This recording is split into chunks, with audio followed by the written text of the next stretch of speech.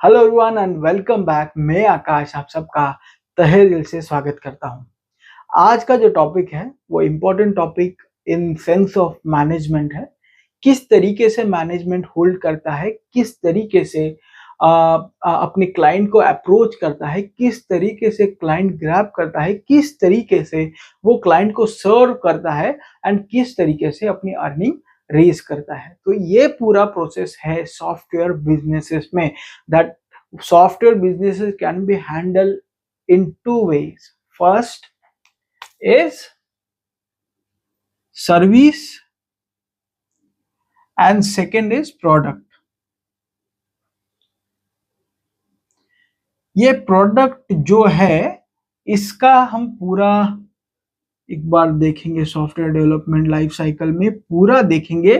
From planning कैसे start होता है, उसके पहले प्लानिंग के पहले भी कैसे प्रपोजल बनाते हैं से लेके कॉन्ट्रैक्ट कैसे खत्म होता है, कॉन्ट्रैक्ट में कौन सी ऐसी चीजें होती है, वो सब हम डिस्कस करेंगे ये प्रोडक्ट के इसमें। आज हम डिस्कस करते हैं सर्विसेज। जो आईटी में बड़े ऑर्गेनाइजेशन है, दोज आर कंसल्टेशन बेस्ड और service based. If specifically I wanted to give you the name of the organization, TCS जो इंडिया में है, Accenture, then LNT, those are big service based company. तो इनका model इस तरीके से होता है जैसे अदर जो उनके क्लाइंट है those are in national places और इंटरनेशनल प्लेसेस। वो ऑर्गेनाइजेशन के लिए ये कंपनीज जो सर्विस बेस्ड कंपनीज है वो सर्व करती है। On that basis they charge on hourly basis of their employment resources. जैसे कि अगर मैं एग्जाम्पल देना है, रियल टाइम एग्जाम्पल अगर मुझे देना है, तो जो गूगल का सर्विसेस प्रोवाइड करती है वो इंडिया में मैंने जो देखा है WNS के पास है। बिकॉज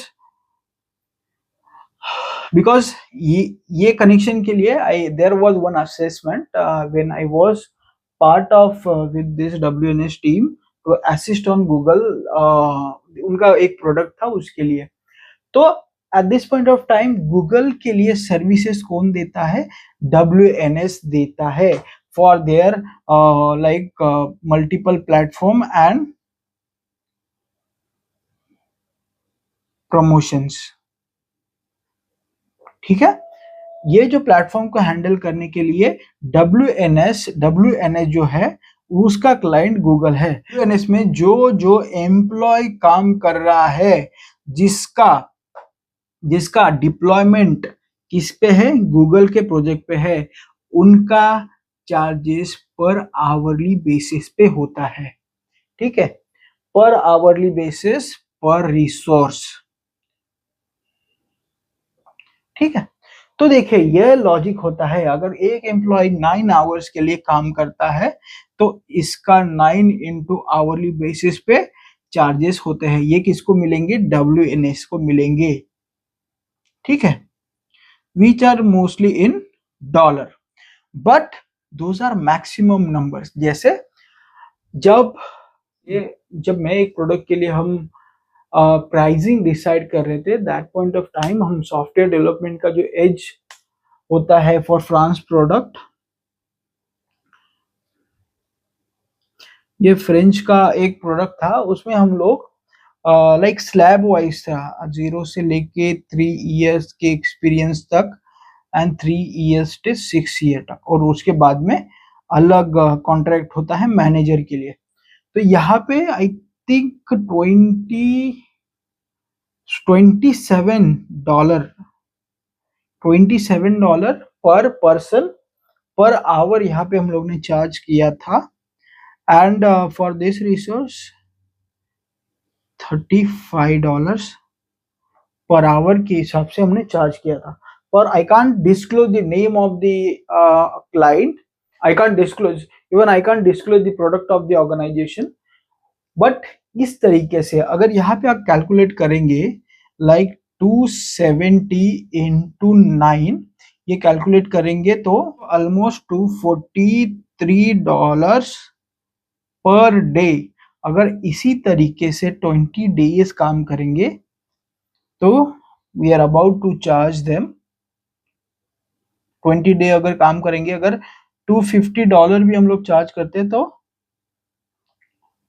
इस तरीके से $5,000 का ये रिसोर्स के लिए हम चार्ज करते हैं। और इसमें से सैलरी, मेंटेनेंस, ऑपरेशन, मैनेजमेंट, ये सब का चार्जेस निकाल के ऑल रिसोर्स वगैरह सब मिला के जो प्रॉफिट होता है, एबिटा प्रॉफिट, वो होता है यहाँ पे, ठीक है।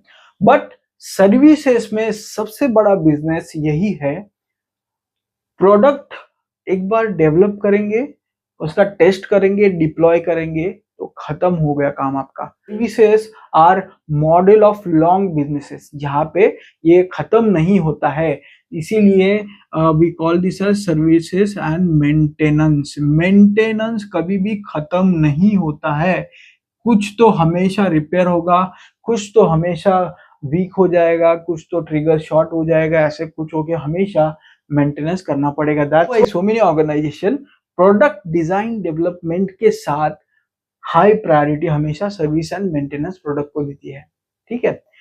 So this is all logic about कैसे एक सॉफ्टवेयर ऑर्गेनाइजेशन प्रॉफिट गेन करती है। अगेन देखिए, ये इज ऑल अबाउट प्रोडक्ट। इसके आगे जब अगर आपका नया ऑर्गेनाइजेशन है, then you need to write proposals for your client. Organization अगर है तो किस तरीके से आप अप्रोच करेंगे क्लाइंट के लिए, राइट?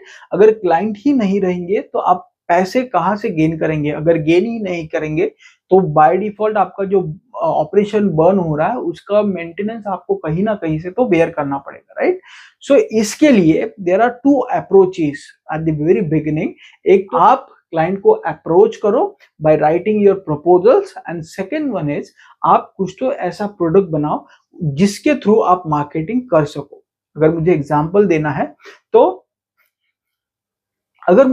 देना है तो जैसे टीसीएस और we can take Infosys, like one person has started the organization, एक क्लाइंट को सर्व करना स्टार्ट कर दिया, देन सेकंड को स्टार्ट किया, थर्ड को स्टार्ट किया, and that is how they started building repo in the organization level. और इस तरीके से काम बढ़ते बढ़ते जाता है।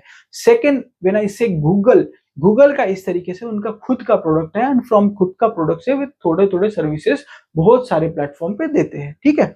तो ये दो तरीके के प्लेटफॉर्म्स होते हैं, ये दो तरीके की सर्विसेज होती है, ओके। मूविंग फॉरवर्ड किस तरीके से हम प्रपोजल लिखेंगे, I will take the separate session for that, कि किस तरीके से प्रपोजल लिखा जाता है, कौन सी चीजें उसके अंदर लिखी जाती है, कौन सी चीजें लिखनी नहीं चाहिए, कौन सी चीजें दिखाना चाहिए, कौन सी चीजें हाइड करना चाहिए, वो काफी इंपॉर्टेंट उसमें है। Definitely transparency and trust is the value, but again trust is the value when you have enough in your hand. देखिए, reality is everyone knows where to fight, ठीक है, हाथ पैर कहाँ पे मारना है, हर एंटरप्रेन्योर्स जो बड़े हो चुके हैं उनको पता है, but some of them are accepted कि हमने ऐसे किया है, और some of them simply ignore this. So that is my main purpose. जो ये प्रोसेस में आना चाहता है, I wanted to convey this knowledge to them. मेरा हमेशा, जैसे पीएचडी का भी नॉलेज है, पीएचडी का जो रिसर्च होता है, रिसर्च मेथोडोलॉजी स्ट्रक्चर होता है, मार्केट स्टडी होता है, that everything we will be going to discuss in this particular channel, ठीक है। And this will be more efficient when you are in management. You'll get to know the value of these sessions and whenever you are part of management in any one of the organization. So that is it for today's session. I hope you enjoy this session. We will have long journey further. Thank you so much. Have a good day.